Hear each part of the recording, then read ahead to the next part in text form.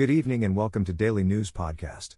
Your daily digest of everything Mangalore has to offer, from the critical to the captivating. Join us as we delve into today's top stories. In a dramatic turn of events at the Mangalore City Corporation meeting, chaos erupted as BJP and Congress members clashed over the city's drinking water crisis. Opposition members pointed fingers at Mayor Manoj and accused the MCC commissioner of corruption. Abdul Rauf, a bold MCC member, threatened to resign if the accusations against the commissioner were found to be untrue. Shocking allegations of corruption in the recruitment process, mishandling of pending completion certificates for over 2 decades, and misappropriation of funds were raised by Rauf. He demanded the mayor to seek a government inquiry into the commissioner's conduct, intensifying the showdown at the MCC meeting. In a tragic incident, the body of a man identified as Mohammed Qureshi, 35, hailing from Uttar Pradesh, was discovered on Chitrapura Kulai Beach in Surathkal. The authorities identified him based on documents found in his possession. The police suspect that he may have drowned while swimming or taken his own life. The Surathkal police have initiated an investigation into this unfortunate event. In a shocking incident near Balantharu, a group of imposters pretending to be ED officers looted around 30 lakh rupees from the house of businessman Sulaiman Haji in the Narsh area. Haji, the owner of Singari Beatty Company, fell victim to this elaborate ruse orchestrated by the criminals who arrived in a car from Tamil Nadu. Despite hours of investigation by the fake officers, they seized a large sum of money before making a swift getaway. Vitla police are actively involved in the case, with investigations ongoing into this audacious robbery in the Bantwal Taluk region. In a bid to carry out track maintenance work near Jokhat railway station in Mangalore, the authorities have announced the closure of level crossing number 92A, also known as Jokhat Railway Gate. The closure will be in effect from 6th January 2025, 9 a.m. to 9th January 2025, 6 p.m. Road users are advised to take alternative routes during this period. The suggested routes include using Kulur Jokhat Road, Industrial Area, Baikampati to MSEZL Corridor Road, or opting for Maravur Bajpayee Airport Road, Porkodi Jokati for their commute. Stay tuned for further updates on this development. In Mangalore today, children looking to open social media accounts may soon require the consent of an adult, according to the proposed Digital Personal Data Protection Rules 2025. The rules specify that the adult granting consent can be a parent or a guardian. The draft rules were unveiled by the Center and are open for public feedback until February 18th on the platform mygov.in. The rules emphasize the importance of verifiable consent for processing personal data of children or individuals with disabilities. The draft also highlights key features such as empowering consumers to control their data, the right to request data deletion, and transparency from companies regarding personal data. Furthermore, severe penalties of up to 250 crore are outlined for data breaches. The rules also define terms like e-commerce entity, online gaming intermediary, and social media intermediary. Stay tuned for more updates on this evolving regulatory landscape. In a recent operation by the Mangalore Rural Police, 2 individuals, Asif and Niaz N.A., both residents of Jodamarga near Mood Village, were apprehended for the illegal sale of marijuana near the Pilakula Doordarshan Center on the outskirts of the city. The arrest was made following reports of the accused transporting and distributing marijuana to the public and college students. During the raid conducted by the police, a significant amount of 958 grams of marijuana valued at approximately 20,000 was confiscated, along with mobile phones belonging to the accused. The successful operation was carried out under the leadership of Mangalore Rural Police Station Inspector K.R. Shivakumar, supported by Sub-Inspectors Kumar D. and Puneet, as well as officers Sajanayar, Mahesh, Akar, and Thirumalesh. The political turmoil in Mangalore continues as MLA Vedavyas Kamath of the BJP raises concerns over the recent spate of suicides among government officials and contractors. He accuses the Congress government, led by Chief Minister Siddaramaiah, of turning a blind eye to the harassment and pressure faced by these individuals from ministers and MLAs. Kamath specifically points out the case of contractor Sachin, who allegedly took his own life due to the actions of a close aide of Minister Priyank Kharge. The protest organized by the BJP Yuva Morcha saw the participation of many prominent leaders, including Ramesh Kondetu and Premananda Shetty, who voiced their dissent against the government. In a show of outrage, MLA Kamath and other leaders staged a road blockade, resulting in their brief detention by the police.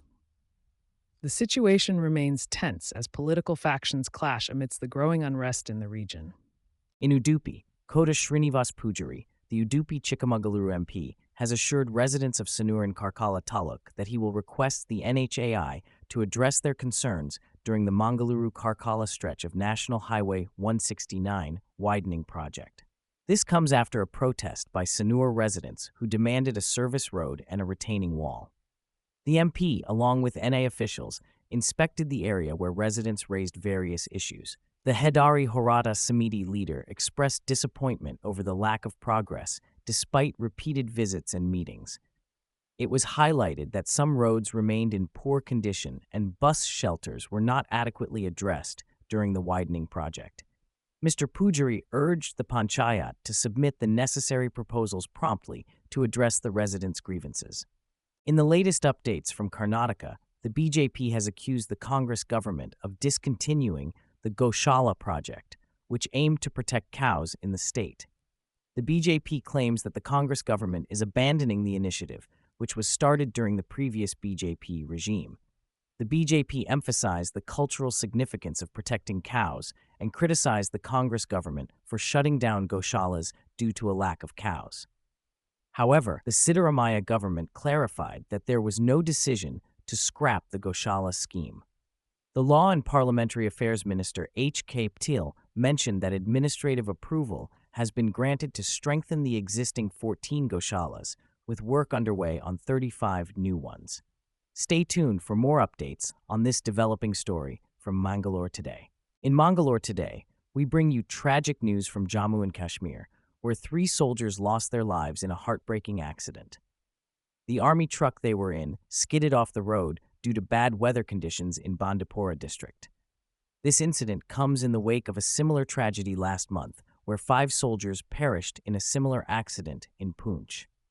The entire White Knight Corps mourns the loss of these bravehearts. Leaders, including Jammu and Kashmir, Chief Minister Omar Abdullah, and Congress leader Rahul Gandhi, have expressed their condolences and prayers for the injured soldiers and their families. Our thoughts are with the martyrs and their loved ones during this difficult time. In a unique protest at Majestic Bus Stand, Bengaluru, BJP workers wearing masks of Chief Minister Siddaramaiah and YCM DK Shivakumar distributed roses to male passengers, apologizing for the recent hike in bus fares. R. Ashoka, accompanied by Chalavati Narayanaswamy and BJP MLC N. Ravi Kumar, led the protest, falling at people's feet to ask for forgiveness on behalf of the CM and his deputy. Ashoka expressed regret for breaking promises made before the assembly elections, stating that the decision to increase bus fares by 15% in 2025 was a betrayal. Mimicking the CM, Ashoka mocked the notion that people were happy with price hikes, jokingly suggesting a New Year's resolution to further increase prices for people's supposed benefit. Narayanami criticized the Congress government as Namahako Sarkara, government of deceivers. In a recent development, senior Indian cricketer Rohit Sharma has put an end to retirement rumors, expressing that he is not retiring but taking a break due to poor form. Rohit decided to step down from the ongoing Sydney Test against Australia, handing over leadership to Jasprit Bumrah. Emphasizing the importance of having informed players, Rohit stated that he is not leaving the game, but acknowledging his current struggles. Despite speculations, the 37-year-old clarified that this break is not a retirement decision, and he hopes for a turnaround in his fortunes soon.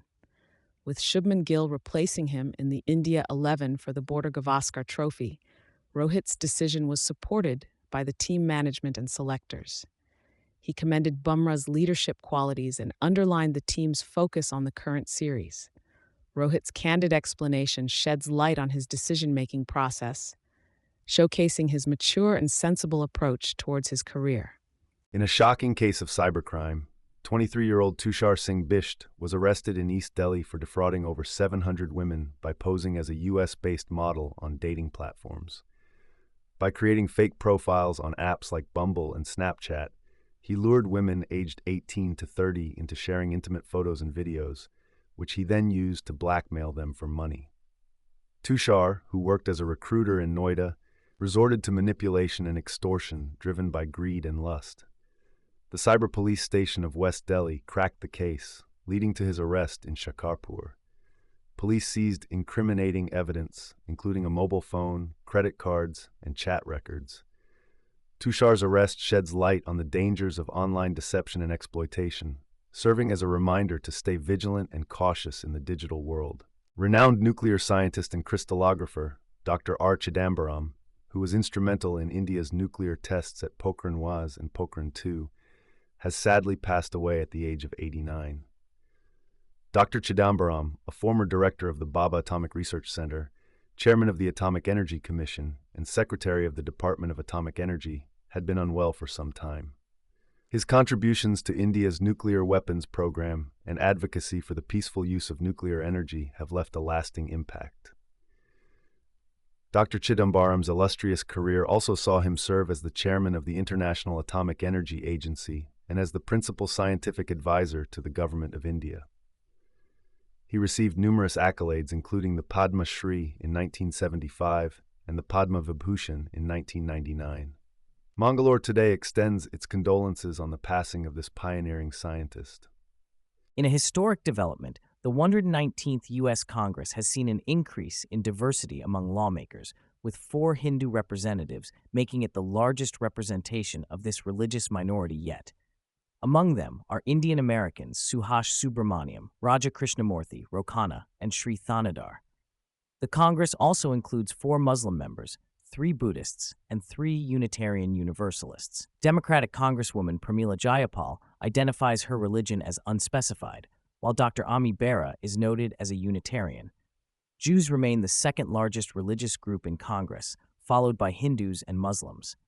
Notably, 98% of Republican lawmakers identify as Christians, while the figure for Democrats is 75%.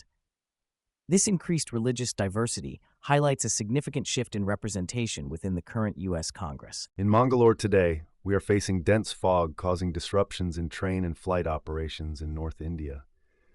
The Delhi airport has issued an advisory due to the poor visibility affecting over 170 flights, with 38 being cancelled. Trains to Delhi are late, with the Vande Bharat Express delayed by several hours. The India Meteorological Department has forecasted more fog in Delhi and nearby areas. Indigo and Air India have confirmed flight delays and cancellations. The situation is expected to continue till January 8th, with a possibility of light rain on January 6th. The air quality index is very unhealthy. Travelers are advised to stay updated on their flight status due to the ongoing fog conditions. In Mangalore today, recent reports of the human metapneumovirus HMPV outbreak in China have sparked concerns globally. Here are 10 key points on the virus. 1. Similar to COVID-19, the HMPV outbreak in China has led to flu-like symptoms, sparking memories of the global pandemic. 2. Beijing has addressed concerns, stating that respiratory infections often peak in winter. 3. China reassures citizens and tourists about health measures and safety for travelers. 4. Indian health officials, recalling the impact of COVID-19, urge people not to panic over the HMPV spread in China. 5. Indian health authorities clarify that HMPV is akin to a common cold or flu-like illness. 6. India reports no significant rise in respiratory cases relating to HMPV as of December 2024. 7.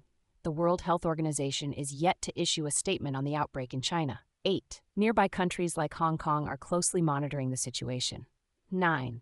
HMPV affects individuals of all age groups, with the young, elderly, and immunocompromised at higher risk. 10. Symptoms of HMPV include cough, fever, congestion, and in severe cases could lead to complications like bronchitis or pneumonia. Stay tuned as we keep you updated on the evolving situation. As we close today's session, our thanks go out to you, our viewers. For further reading and the latest news, be sure to visit mangaloretoday.com. And, for your daily dose of news, hit the subscribe button. Thank you for choosing Mangalore today. Goodbye.